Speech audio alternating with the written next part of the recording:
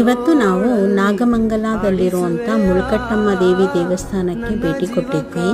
ಇದು ನಮ್ಮ ಕುಲದೇವಿ. ವರ್ಷಕ್ಕೆ ಒಂದ್ಸಲನಾದರೂ ನಾವು ಈ ದೇವಸ್ಥಾನಕ್ಕೆ ಬಂದೇ ಬರ್ತೀವಿ.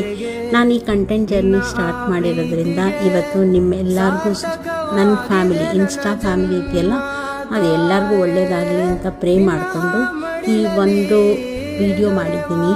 ನೀವು ನೋಡಿ ಖುಷಿಪಡಿ. ದೇವ್ರ ದಯೆ, ಮುಳ್ಕಟ್ಟಮ್ಮನ ದಯೆ ನಿಮ್ಮ ಮೇಲೆಲ್ಲ ಇರಲಿ. ಲಾಸ್ಟ್ ತನಕ ನೋಡಿ ಈ ವಿಡಿಯೋ, ನಿಮಗೆ ದೇವಿ ದರ್ಶನ ಆಗುತ್ತೆ.